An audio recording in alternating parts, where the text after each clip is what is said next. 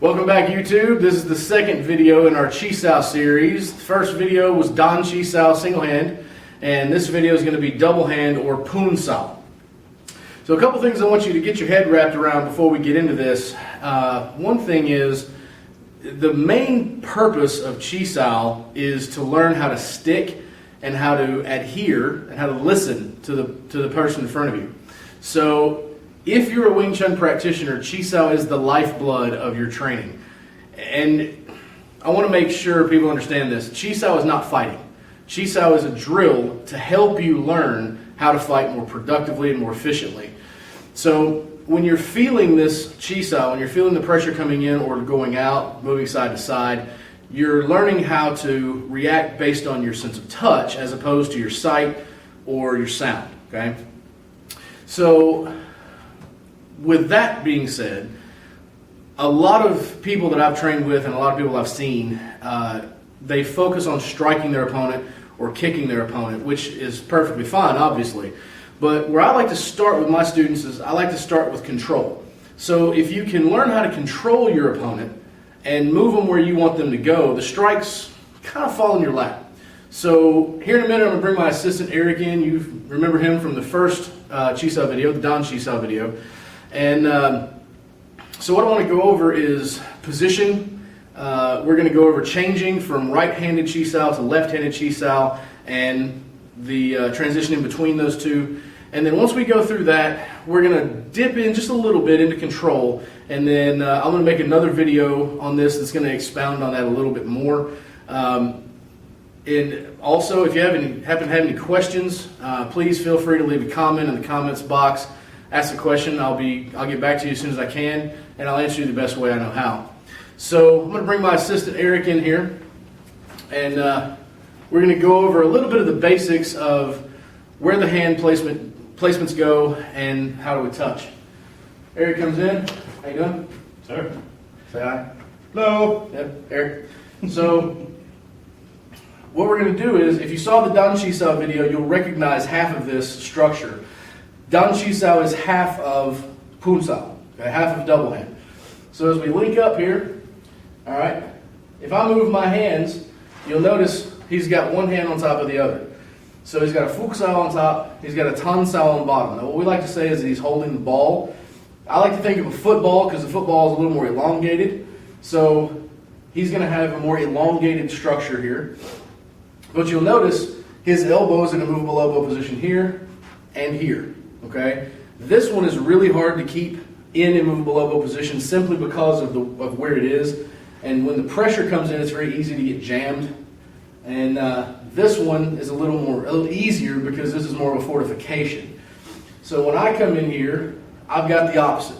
So I've got a Bong Sau up high and a Fuk Sau down low.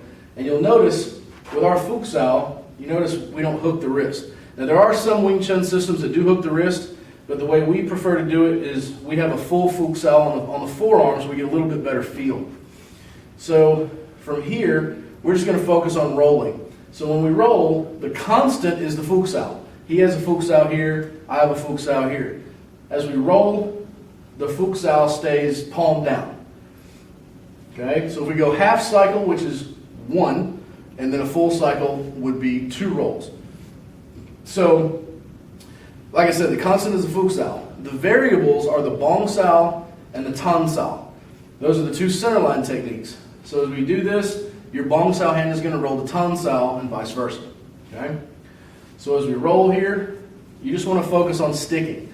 Try not to, when you're going, for example, if your Bong Sau is high, when you're going into the next structure, try not to disconnect here. And if you're on top, don't let them leave without staying with them. You want to focus on feeling when that pressure alleviates so that you know when to rise or fall. So we're going to roll here a couple of times, and you'll notice, if you watch the elbows, if I push in a little bit, he's jammed. So he wants to focus on keeping that elbow at a movable elbow position, as do I. Okay? The other thing you want to focus on is what we call a 4 to 6 ounce theory. So some schools prefer 4 ounces, some schools prefer 6. I usually compromise around 5. So what that means is I want 5 ounces of pressure pushing forward at all times. So where I'm rolling, I want this forward pressure. The main reason I want this forward pressure is what we call forward springing energy. And some people, when they hear springing energy, they think of being springy and moving in and out. We don't want that. So what they'll do is they'll pull in and they'll push out, pull in and push out. And if you do this, if you're a Wing Chun practitioner, your teacher's told you to do this, by all means, follow your teacher's instructions. But the way we like to think of it is a spring and tension. So if we drop this hand here, he's got his Chi Sau up. We like to think of a spring in the bend of the elbow. If he straightens his elbow out, you got a spring about this long. He bends the elbow, the spring condenses. If you have a spring that you condense and you hold it, you can feel the tension in the spring. If you let one hand go, the spring flies off, okay? So that's what we're thinking about. Forward springing energy is that the concept of having that 5 ounces of pressure or so pushing forward at all times. Now granted, you don't want to lean into them and you don't want to obviously overextend, but you've got just enough pressure to push forward. What happens with forward springing energy is this is my fortification here, this is his fortification. So if my fortification drops, the spring just pops and it hits, okay? There's no hesitation, no hindrance, no thought process. So I'm here and I move my hand, bang, okay? That's what forward springing energy is made for. So as we're rolling, if one of his hands drops out of the way, I'm going to get in and I'm not going to worry about following his hand down when I have an open shot. But like I said earlier, I don't like to focus on striking when I start with my students. I like to start with control. Before we get into that, we'll do a couple of switches here. This is called right-handed Chi Sau. The reason is because your centerline hand. My centerline hand is my right hand. It's going from Bong to Tan, so that's right-handed Chi Sau. When your left hand goes from Bong to Tan, that's left-handed Chi Sau, obviously. So we're rolling to right-handed Chi Sau here. Now I'm going to make a change, and I'm going to get double outside line or double Chi Sau. How I'm going to do that is from a Tan Sau position, I'm going to hewn around as he starts to come up. I'm going to hewn around and get on top. So now I have double Chi Saus. You notice he has a Bong Sau, Tan Sau position. So as we switch, his Bong Sau, Tan Sau alternates. And he's double inside line here. Okay? So technically, I have the advantage because I have top pressure on both arms. But some people, like myself, actually prefer inside line. So if he prefers inside line, this is going to be comfortable for him. If he prefers outside line, he's not going to want to stay here long. So as we're in this position, let me show you that change one more time. So we go back here. If you watch the Dan Chi Sau video, this will make sense to you. This will look familiar. So from the Tan Sau position, I'm holding the ball. As this pressure alleviates and he goes in for the next roll, as he comes up, I'm going to hewn around and get on top. Okay? Be careful with this, just like in the Dan Chi Sau video. As he comes up, try not to disconnect here and then flop over on top, because as you disconnected, now you can't feel where this arm is going and he has a free shot. Okay? So you always want to keep that connection. So as he goes for the next cycle, I roll over and get on top. And now he's double inside line. So now if he doesn't like this, he's going to switch and we're going to go into left-handed Chi Sau. So he's going to take his right hand from a Tan Sau position. He's got Bong Sau, Tan Sau. From a Tan Sau position, he's going to hewn. As the pressure alleviates, he's going to hewn up. With his right hand, he's going to hewn. And now we're in left-handed Chi Sau. Okay? This, forewarning, uncomfortable. Okay? It is an acquired taste. The good news is, the longer you do it, the more comfortable you get with it. So we're here, and we're rolling. Okay? So this is going from right-handed Chi Sau to left-handed Chi Sau. Now, if he doesn't like left-handed Chi Sau, like most people don't, from here, he's going to take this Tan Sau. Notice it's always the Tan Sau that's moving. Why? Because he has the advantage on the other side. He has top pressure here. He's getting away from this top pressure I've got here on his other arm. So as the pressure alleviates, he's going to hewn that left hand around and come on top. Now, I've got double inside line. He's got a Chi here and a Chi here. His palms are down. Okay? So So I've got to keep switching my hands. So he wants to make sure, see how his elbow's up here? He wants to make sure he's not doing this because that's going to expose these ribs, all right? So every time you do Full Sau, you want to keep that elbow down in a movable elbow position. There you go. Now I've got double inside line. I don't like this much, so I'm going to switch back. Now I have my choice of which hand to switch. Seeing as how I'm in double inside line, I can switch either my right hand or my left hand. If I switch my right hand, we're in left-handed Chi Sau again, okay? If I switch my left hand, obviously, we're going to go into right-handed Chi Sau again, okay? So when you're in that double inside line, you can switch with either hand, whichever one you're comfortable with. But the transition between right-handed Chi Sau and left-handed Chi Sau is that double on top or double center line transition. So when you're trying to learn how to feel and stick, you want to try to move around. Once you get comfortable with a static position of rolling, you want to step around the room, move, step forward, backward, make a circle out of it, and just get used to following the pressure. For example, if we're rolling and I step back and he's not sensitive to the feeling, we're going to disconnect. I step back, we disconnect. Or vice versa, if I push forward and he's not ready for it, okay, he's out of structure, we may disconnect or may not. So you want to be sensitive to that forward pressure. Again, that 5 ounces as we do. So if he pushes forward, I can walk with it. If I push forward, he can stay with me and the roll continues. If we go side to side, or if we go in a circle, okay, the roll is going to continue regardless. The focus, again, is the adherence to the person in front of you. So one of the big concepts in Wing Chun is becoming one with your opponent or one with your attacker. I don't beat anybody because I'm better, stronger, or faster. I beat them by becoming one with them. When you become one with someone, you can feel what they're going to do before they do it, and you can anticipate, which we don't really like to anticipate a whole lot mentally, but you can anticipate via your feelers based on what he's doing, whether he's giving more pressure or taking more pressure away. For example,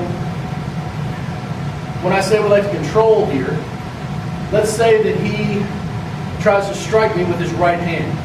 Tan Sau here, he pushes this straight up the middle, okay? He's going to try to hit me in the chest. So what I need to be conscious of and cognizant of is when he pushes forward, I need to feel it here. I need to feel this slide on my forearm, or excuse me, on my palm. So as he pushes forward, I can push this out of the way and I can counterattack. If he tries to take advantage of the top pressure here, maybe say jut dom. He gives me jut, pushes my hand out of the way. What's my initial contact that I'm going to feel? It's the jut Sau, right? So here as he juts, I'm going to feel that downward pressure. Now, as he throws the punch, I can either bong, I can tan, I can lock Fac Sau, whatever, to get away from that. But I can't get away from that unless I'm sensitive to this downward pressure that he's putting on my Tan Sau here. Okay? When he has top pressure, he has the advantage, as we know. So when he goes to punch, I can move him out of the way and counterattack if I can. So there are a plethora of strikes and counter strikes that you can do in Wing Chun. Obviously, if you've studied Wing Chun, you know that. So what I like to do is focus on controlling the opponent. So the first thing, just stand, face the camera for me, just relax, natural stance. So first thing I like to do is I like to point out the center lines. Okay, we talk about centerline control, centerline technique all the time. When you divide the body bilaterally, front centerline, back centerline. If I'm standing to the side, I have a line here and I have a line on the opposite side. But what I want to focus on is what we call the primary centerline or the first centerline. So if you divide the body bilaterally on both sides, front and back, and then you divide the body bilaterally from the sides, where you have a front and a back, the line that goes straight down his body from the crown of his head through his perineum into the floor, that's your primary center line. That's the line that goes directly through your dantian. So I want to affect that center line before I affect the others. So what I want to do is very complex. I'm kidding, it's simple. So when I've got this primary center line, if he has a good natural stance structure, if I push his hip, his center line moves. If I push his head, his center line moves. Okay? So what I'm not going to be able to do necessarily is push on one side. So I push on one side, he can turn his upper body, and his primary center line stays intact. Now, what happened though? His secondary center line, the superficial center line that we usually strike, moves. I push here, now his center line's facing you. I push here, his center line's facing away. That center line you can control with body movement, shifting, stepping, whatever. The primary center line has to stay intact. If your body bends at the waist, either forward or backward, you're what we call off the line. If you're off the line, your primary center line's been affected and you can be displaced very easily or thrown or controlled. So what I want to do is, instead of worrying about striking him, I want to worry about moving him. Now what we like to say in our school is that the body has two doorways. The elbow is the doorway to the upper body, the knee is the doorway to the lower body. So if I want to move his upper body, I control his elbow. If I move his elbow, his upper body has to move. Okay? If I push his knee, if I push his knee, his lower body has to move. Okay? So when I'm rolling here, I have access to both elbows, right? Here and here. You can see that. So it's not good for me to reach in and try and grab this elbow here because I'm out of position. But what if I just jam this elbow in? So maybe I push here. Primary center not affected. Okay? If I do an inside lop sau, my right bong sau is here, I grab here, pull. He steps, primary center line's affected. If I push, so the first one you saw me do was trap the elbow in, the second's a pull. What if I push here? Okay? That switch we did, okay? Switch over here, so you can see my hand a little better. The switch we did to go into double on top pressure. If I switch here, I come over, there's the elbow there. Primary center line affected, okay? So what I want to try to do is get him to move forward and backward at my will. Not what he wants, what I want. So I want to put him where he is in a disadvantaged position, but not where he's completely out of my grasp.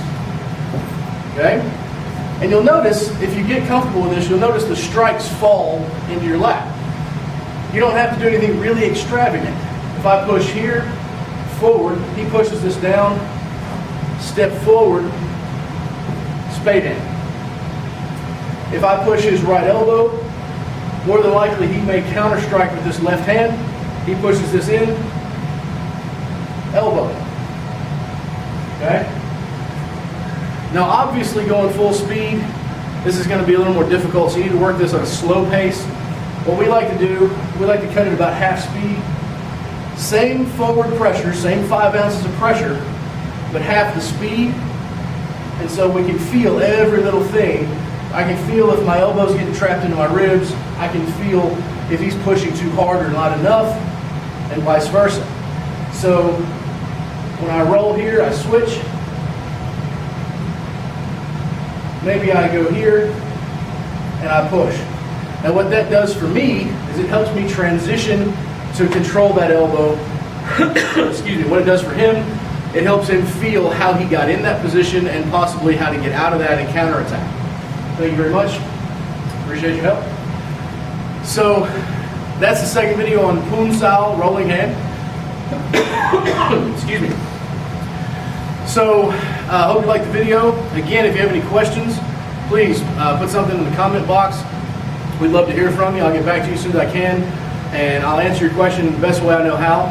So if you're in the Nashville area, we are in the Hermitage area. We've just opened our new school. It's been open about a month, a little over a month. And we'd love for you to like and subscribe. Click the link in the description box. We'd love to hear from you. Hope you liked it, and we'll see you later. Thanks.